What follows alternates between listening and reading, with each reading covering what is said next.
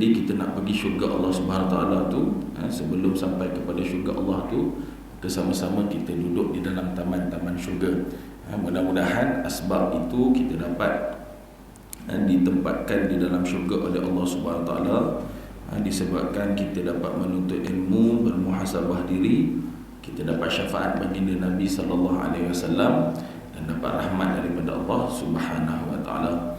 Tuan-tuan dan puan dirahmati Allah Subhanahu Wa Taala, hari ini hari terakhir kita berada dalam tahun Masihi. Kalau ikutkan kita ikut pada tahun Islam, tapi jarang kita guna tahun Islam.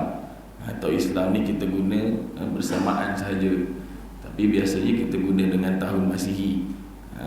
Kalau kita sebab apa? Sebab keutamaannya salah satu kita tengok bila kita sambut dari lahir, kita tak ikut sambut tahun Islam. Kalau ikut tahun Islam, kalau tahun ni umur kita 31, ikut tahun ikut kalau kata umur 30, bulan Islam dia jadi 31. Dia ada lebih, adalah kiraan dia. Tuan-tuan boleh tengok. Kemudian kita sambut lagi hari ulang tahun perkahwinan dalam bulan, kita ikut tahun Masihi juga. Kita tak ikut bulan Islam. Tak apalah, walau bagaimanapun ia tetap juga masa. Tidaklah kita kata kita ikut bulan Masihi ni sesat. Tidak. Kita tak ikut bulan Islam, tak boleh. Tidak. Itu hanya masa yang ditetapkan. Walau bagaimanapun kita ikut masa macam mana sekalipun, ia tetap juga berlalu dan kita juga tetap akan terus ke hadapan. Sedar tak sedar kita dah habis 2021 dah. Yang tak tahu rasanya 2020 pun tak tahu apa-apa. Tiba-tiba dah habis 2021, nak masuk 2022 dah pun.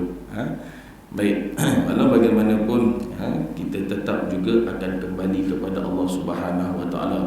Apabila kita hidup di dunia ini, maka kehidupan kita itu di dalam permusafiran. Dulu saya ingat saya pernah tanya, kita ni berada dalam permusafiran. Musafir ke mana? Musafir ke sebuah negara. Apa nama negara tersebut? Negara tersebut dinamakan negara akhirat. Dalam negara akhirat ini ada dua negeri. Ada dua je negeri. Kalau Malaysia dia ada 14 negeri. Tapi di negeri akhirat, negara akhirat ni ada dua sahaja negeri, iaitu negeri syurga dan juga negeri neraka. Ni kita rasa kita tak nak pergi, tapi tidak dapat tidak kita tetap juga pergi. Kita duduk saja-saja, tidur sepanjang hari, tetap juga kita akan sampai kat negara tersebut. Dan negara itulah yang telah ditetapkan oleh Allah Subhanahu Wa Taala. Tuan-tuan dan puan dirahmati Allah Subhanahu Wa Taala, bila sedar tak sedar kita duduk dalam 2021 nak masuk 2022 ni. Tadi khutbah Jumaat, ada orang memandang enteng tentang azam, contoh dalam khutbah tersebut kan. Yang penting tetapi apabila masuk kepada tahun baru, kita perlu menekankan pada azam baru. Apa dia azam baru? Nak melaksanakan perkara baik dan lebih baik. 2021 kita dah laksanakan perkara yang baik, maka 2022 kita nak laksana yang lebih baik. Akan tetapi ramai orang nak melaksanakan kebaikan. Ramai orang nak buat kebaikan. Semua orang nak buat kebaikan. Tetapi kita tidak sedar bahawa kita telah tertinggal satu perkara. Apa dia perkara tersebut? Mencegah kemungkaran dan juga menghilangkan dosa-dosa yang telah kita buat. Itu kita tertinggal. Ramai orang nak buat baik, semua orang nak buat baik. Saya nekat saya nak buat baik, tetapi kita tertinggal satu perkara, iaitu kesilapan dan dosa yang telah kita lakukan. Tuan-tuan dan puan-puan dirahmati Allah SWT, dosa yang telah kita lakukan ataupun kesilapan yang telah kita lakukan itu, walaupun bukannya selalu, tetapi sekiranya kita tidak melakukan taubatan nasuha ataupun tak memohon keampunan pada Allah SWT, maka dosa yang sekali itu pun dia jadi senantiasa. Maksud senantiasa ni apa? Kalau selalu ni, dia ni selalu makan, bermaksud dia makan, nanti makan lagi, malam makan, pagi makan, itu selalu makan. Dosa ni walaupun sekali buat, tetapi dia senantiasa ada pada kita. Disebabkan apa? Disebabkan kita tak melakukan taubat kepada Allah SWT. Walaupun sekali buatnya, sekali je kita buat dosa, lepas tu buat baik dah, tapi disebabkan kita tak mohon ampun daripada Allah SWT, maka dosa itu tetap ada pada kita. Baik, sebab tu ayat yang dibacakan tadi, ya ayyuhallazina amanu tubu ilallahi taubatan nasuha. Taubatlah kepada Allah SWT dengan taubatan nasuha. Baik, kita berada di akhir zaman. Tak kisahlah 2021 ke 2022 ke, kita berada di akhir zaman. Maksud akhir zaman ni, akhirnya zaman itu menuju kepada kehancuran. Yang ada pada kita ni semua akan hancur. Jasad dan juga roh akan hancur. Sekarang ni kita hidup dengan apa? Kita hidup dengan jasad dan roh. Kalau berpisahnya jasad dan roh, kita dinamakan kita tak? Apa berlaku apabila jasad dan roh? Sekarang ni kita panggil, oh ini Ustaz Hafiz ni, Ustaz Hafiz datang. Sebab apa? Sebab jasad dengan roh sekali. Tapi apabila berpisahnya jasad dengan roh, dipanggil tak lagi? Tak. Dipanggil apa? Dipanggil jenazah. Kan? Yang jasad ni dipanggil jenazah. Roh tadi dipanggil almarhum sudah. Kan? Almarhum. Dia tak panggil lah Ustaz Hafiz datang tu. Kan? Almarhum Ustaz Hafiz datang. Terkejut kan? Jasad akan hancur. Roh akan ada selagi mana kita tak sampai dalam akhirat Allah Subhanahu Wa Taala. Baik. Orang kata bila dah mati, matilah Ustaz. Apa lagi mau kena azab? Kan? Sekarang kita ambil contoh. Kita katakanlah kita bangun, kita terjatuh, terlanggar tiang, terhantuk kepala tangga tiang. Sakit tak? Sakit. Tapi tak ada darah. Darah tiada. Kita kata, aduh sakit ni. Mana sakitnya? Tiada ni. Kan kita tengok tiada darah. Tiada lah sakit mendipuk ni, membuyuk ni. Kan? Tapi kita rasa sakit. Di mana sakit? Sakit tak ada sebab jasad tak nampak. Pada jasad tu tak ada kesakitan. Siapa yang merasai sakit? Roh kita yang merasai sakit. Jasad tak ada apa-apa. Wujudnya jasad ni sebab ada roh. Jasad boleh bergerak ni, kita boleh bergerak, boleh berjalan sebab ada roh ni. Roh keluar, jasad akan tergujur kaku dan jasad akan hancur. Maka bila duduk dalam kubur, azab kubur, jasad akan hancur. Yang merasai kesakitan roh. Kita akan merasa kesakitan di dalam kubur, na'udzubillah min zalik. Jadi tidak dapat walaupun kita akan menuju ke dunia akan datang, tetapi kita telah melakukan banyak perkara yang dosa-dosa. Memang azam. Kita azam start besok saya mau kekalkan, saya nak berpuasa Isnin dan Khamis, saya nak konsisten datang masjid dan sebagainya, kan? Tapi kita terlupa pada 2021 ni masih ada lagi dosa kita yang tidak diampunkan oleh Allah Subhanahu Wa Taala. Maka di situ dosa tadi masih lagi ada bersama dengan kita. Baik. Saya nak tengok bagaimana disebut oleh Imam Abdullah bin Alwi Al-Haddad di dalam kitab An-Nasihah Ad-Diniyah wal Wasiyatul Imaniyah, nasihat dalam agama dan wasiat pada iman. Bagaimana disebut di dalam kitab, kata pengarang rahimallahu taala, taubat ini adalah pokok perkara yang menyelamatkan diri dalam keadaan segala dosa daripada Allah Subhanahu Wa Taala. Kita nak selamat akhir zaman ni, kita tak dapat apa-apa pun tak apa. Yang penting kita selamat. Apa maksud selamat? Selamat daripada api neraka Allah, selamat daripada azab Allah.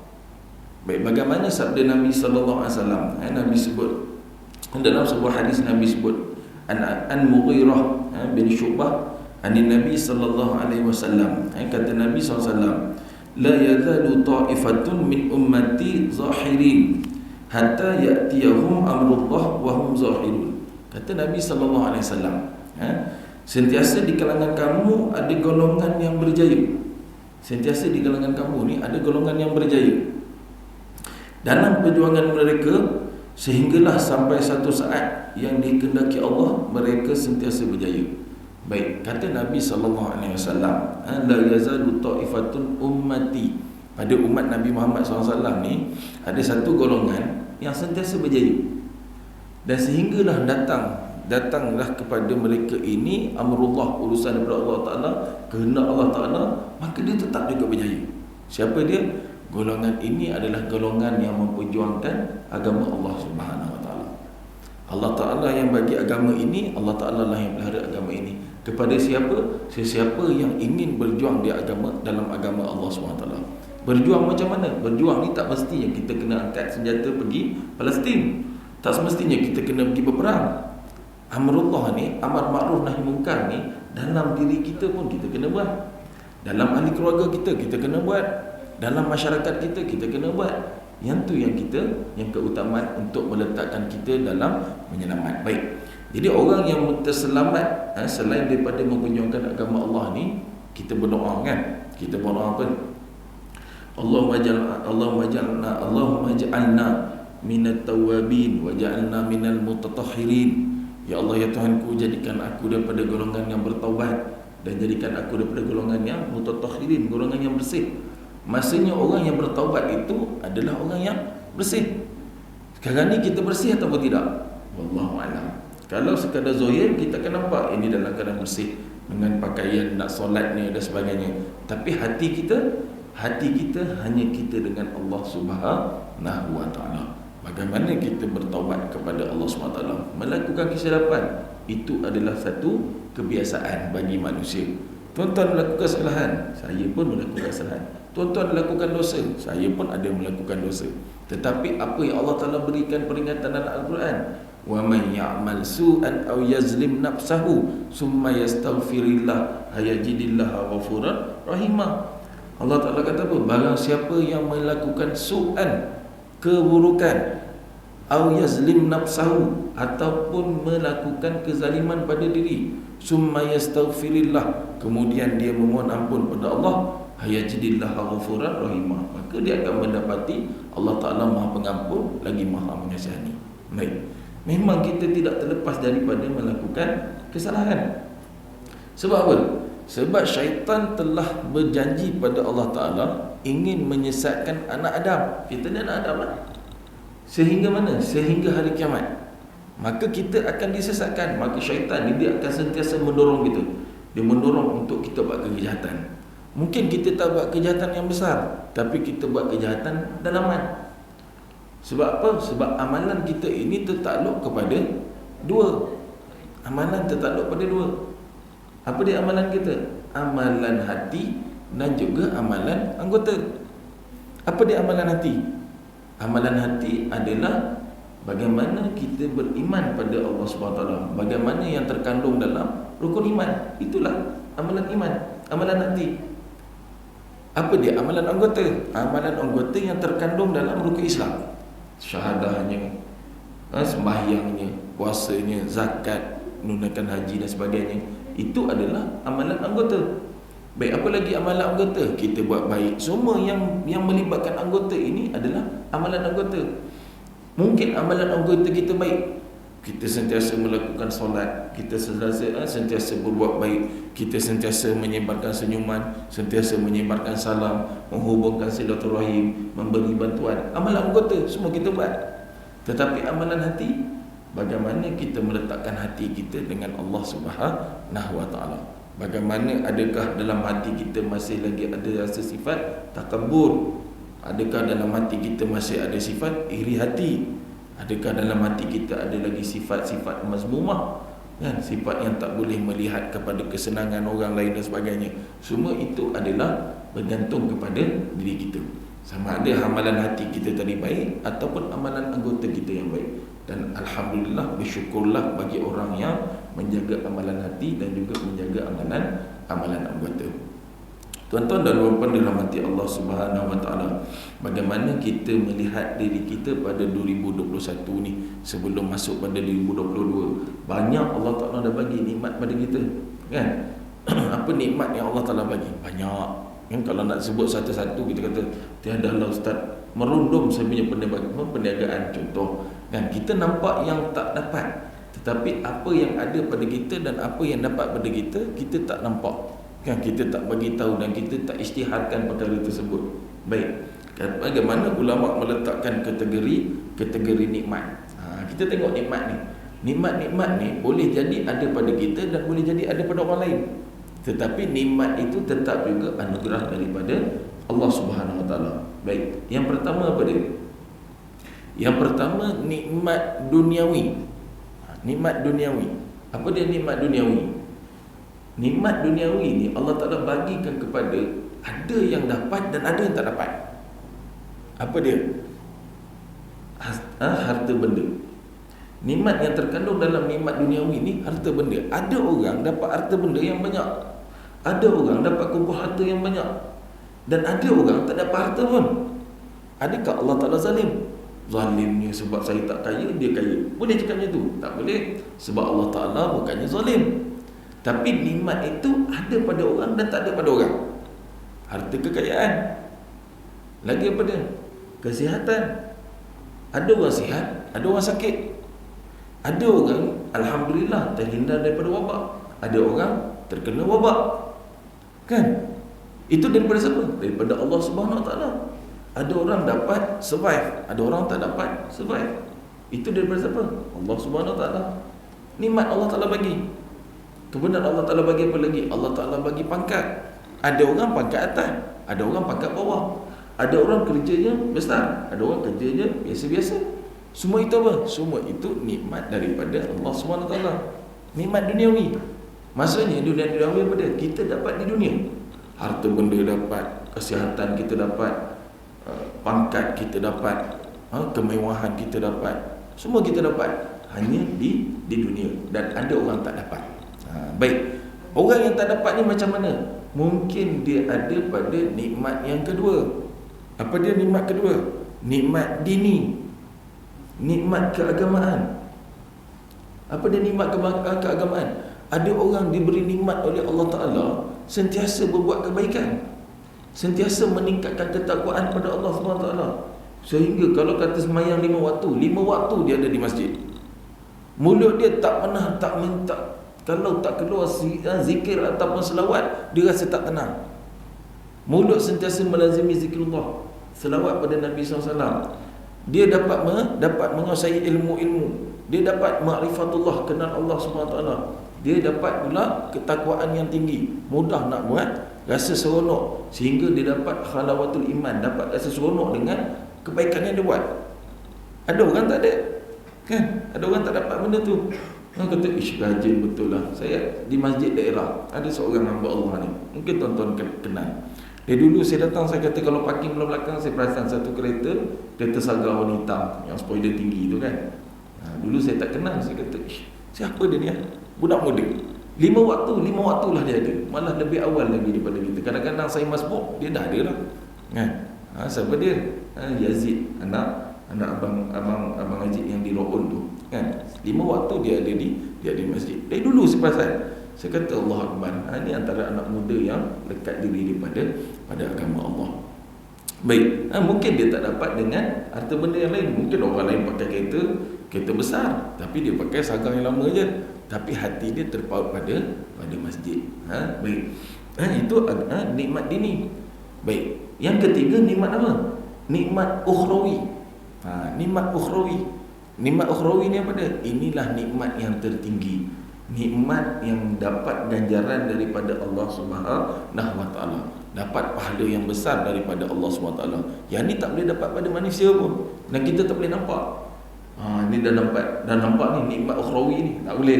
Nikmat ukhrawi itu antara kita dengan Allah Subhanahu Wa Taala sahaja, yang kita tak boleh nampak. Contoh dalam ni, kita sembahyang maghrib, kita sembahyang isyak, semua sama. Pada zahir dia, pada amalan zahir ni, kita nampaklah imam sembahyang 4 rakaat, dia pun sembahyang 4 rakaat. Imam solat dengan angkat takbir, dia pun angkat takbir. Imam akhiri solat dengan beri salam, dia pun bagi salam. Jadi apa beza? Apa beza kita dengan imam? Tiada beza pada amalan zahir. Tetapi amalan batin, hati kita, amalan hati, itu merujuk kita dengan Allah Subhanahu Wa Taala. Khusyuknya kita dengan Allah lah. Boleh tak kita bersoal, kita kata imam semayang ni, imam tak khusyuk ni? Boleh kita bersoal? Tak boleh. Jadi di situ kita boleh menilai bahawa pada amalan zahir saja kita boleh melihat, tetapi pada amalan hati adalah merujuk kepada kita dengan Allah SWT. Maka itu juga nikmat ukhrawi. Baik, kembali kepada nikmat dini, nikmat duniawi. Nikmat agama, nikmat dunia ni tadi, nikmat dunia, boleh jadi orang yang dapat nikmat tadi mendapat kebaikan, sehingga dia membawa kepada nikmat dini dan juga nikmat ukhrawi. Dan ada orang dengan nikmat dini tadi, nikmat duniawi tadi, membawa diri dia membelakangi nikmat ukhrawi. Dia dapat nikmat duniawi, dia dapat kesihatan yang baik, dia dapat harta benda yang banyak, dia dapat pangkat yang besar. Tetapi dia tak meletakkan diri dia dalam perjuangan menegakkan agama Allah. Harta benda yang banyak, dia tak infak pun. Orang minta bantuan kesusahan, dia tak keluarkan pun. Zakat pun dia tak bayar. Ada orang diberi kesihatan yang baik, dia dapat kesihatan yang baik, tetapi dia tak memberi bantuan kepada orang yang memerlukan. Tenaga ada, tapi dia buat tak tahu, dia rasa itulah untuk diri dia. Ada orang diberi kuasa dan pangkat, tetapi diselewengkan. Akhirnya nikmat duniawi yang Allah Ta'ala bagi tadi, akhirnya membawa kepada dia ternafi nikmat ukhrawi. Na'udzubillah min zalik. Ya? Jadi nikmat duniawi ni yang kita takut. Kita takut. Dan ada orang dia tak dapat harta benda, dia tak dapat pangkat. Dia kata aku dah patut dapat pangkat ni, tak dapat. Dia nak dapat punya pasal, dia buat pula benda yang mungkar, sehingga menjatuhkan orang dengan cara yang tak betul. Dia nak dapat harta benda, orang dapat harta benda disebabkan nikmat yang Allah Ta'ala beri. Dia kata aku pun nak nikmat harta benda. Dia ambil nikmat harta benda dengan cara yang haram. Dia buat ribanya, dia buat tipu daya dalam jual belinya. Dia meletakkan pula sistem-sistem yang tak betul, ataupun dia pergi pula berjudi, dia buat pula penipuan-penipuan, dia buat skema-skema dan sebagainya. Banyaklah untuk dapatkan harta. Memang hidup dalam kemewahan, tetapi nikmat tadi bukan yang diberikan oleh Allah Subhanahu wa taala. Tuan-tuan dan puan-puan dirahmati Allah Subhanahu wa taala, dalam kita menjalani kehidupan ini, semua perbuatan yang kita nak buat ni sila buat, tak jadi masalah. Kita nak buat baik, buat. Nak buat jahat pun buat. Tetapi ingat, Allah Ta'ala dah tetapkan siapa yang buat baik, dia akan dibalas dengan baik. Siapa yang buat jahat, dia akan dengan jahat. Wa may ya'mal misqala dzarratin khairan yarah. Barang siapa yang buat kebaikan walaupun sebesar zarah, tetap juga Allah Ta'ala ambil kira. Wa may ya'mal misqala dzarratin syarran yarah. Barang siapa yang buat keburukan walaupun sebesar zarah, tetap juga Allah Ta'ala ambil kira. Tuan-tuan dan puan-puan dirahmati Allah Subhanahu wa taala, bagaimana firman Allah Subhanahu wa taala, wa min kulli syai'in khalaqna zawjain. Sadaqallahul azim. Allah Ta'ala sebut dalam Al-Quran, dan setiap sesuatu kami ciptakan berpasang-pasangan. Berpasang-pasangan. Maksud berpasang-pasangan ni, setiap yang Allah Ta'ala ciptakan dekat dunia ni, dia ada dua. Perasan tak ada dua? Kadang-kadang kita tak perasan, tetapi dia ada dua. Bila kita buka satu-satu, memang ada dua. Apabila diberi dua keadaan, maka kita sebagai makhluk diberi apa? Diberi pilihan. Contoh dekat atas ni ada air mineral, ada air Milo, ada air teh. Contoh. Ketika mana saya nak minum, saya boleh pilih sama ada saya nak minum air Milo ke, nak minum air teh ke, ataupun air mineral. Tapi sekarang ni dekat atas ni ada air mineral saja. Jadi saya tak ada pilihan. Nak tak nak, haus kau minum ni je. Dapat air mineral je. Jadi tiada pilihan. Kalau ada dua jenis air, maka saya boleh buat pilihan, nak minum air ni ke atau minum air ni. Maka di dunia ni Allah Ta'ala ciptakan semua berpasang-pasangan, semua dua. Maka bila ada dua keadaan, Allah Ta'ala bagi peluang untuk kita memilih. Baik, kita tengok dalam diri kita sekarang. Ada yang duduk di sebelah kiri, ada duduk di sebelah kanan. Siapa yang letakkan tuan-tuan sebelah kiri, siapa letakkan tuan-tuan sebelah kanan? Melainkan apabila sudah semayang tadi, kita pun bertindaklah pergi sebelah kanan, pergi sebelah kiri. Betul tidak? Boleh tak kiri dan kanan ni bercantum? Tak boleh. Tuan boleh duduk di sebelah kiri dan kanan? Mana kita nak pergi? Tak boleh. Tak boleh buat. Sebab dua keadaan tadi tu dia berlawanan. Tuan-tuan duduk di hadapan, tuan-tuan boleh pilih duduk di belakang. Tapi peliklah kalau duduk di belakang, kan? Ada yang duduk di atas, ada yang duduk di bawah. Dua keadaan yang tak boleh bercantum. Ada lelaki, ada perempuan. Boleh bercantum? Tak boleh. Bercantum perkahwinan lain. Ni bercantum yang nak sebut lelaki, dia ni lelaki dan perempuan ni, tak boleh. Melainkan ada kelebihan yang Allah Ta'ala berikan. Baik, tetapi hakikat dia lelaki, perempuan. Apa lagi? Telinga kita. telinga sebelah kiri, telinga sebelah kanan. Kaki sebelah kiri, kaki sebelah kanan. Baik, itu yang kita nampak. Apa lagi kita tak nampak? Dalam pemikiran kita, ada perkara positif, ada perkara negatif. Nak pilih positif ke nak pilih negatif? Orang tu tak senyum kat kita, kita kata, nak kata dia marah kat kita ke, kita nak kata mungkin dia ada masalah. Kalau kita kata dia marah kat kita, negatif, kita sangka buruk pada orang. Kalau kita kata mungkin dia ada masalah, positif, sebab kita bersangka baik, mungkin dia ada masalah, dia tak senyum kat kita. Nampak? Yang buat pilihan siapa dia? Kita lah. Positif ke negatif? Kita yang memilih. Akhirnya nak jadi baik ke nak jadi jahat?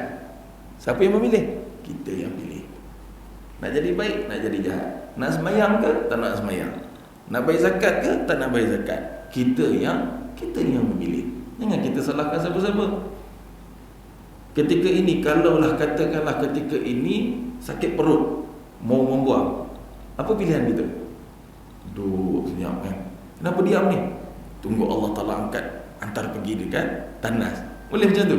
Tak boleh. Silap-silap terkeluar di sini, mengamuk imam kan? Tapi kita akan, sakit perut lah, bangunlah, kita pergi tandas. Sempat tak sempat ke tandas, itu adalah keizinan daripada Allah. Dah sampai dah, dan nampak dah mangkuk tandas tu, nak pergi, tak sempat duduk, terceret dalam seluar. Itu takdir Allah, bukan pilihan kita. Pilihan kita tadi nak masuk tandas, tapi takdir Allah tak mengizinkan. Maka itulah takdir Allah. Tapi sebelum tu, pilihan kita dulu. Pilihlah, nak jadi baik, nak jadi jahat. Tak dapat jadi baik, tak dapat jadi jahat. Itu adalah takdir Allah Subhanahu wa ta'ala.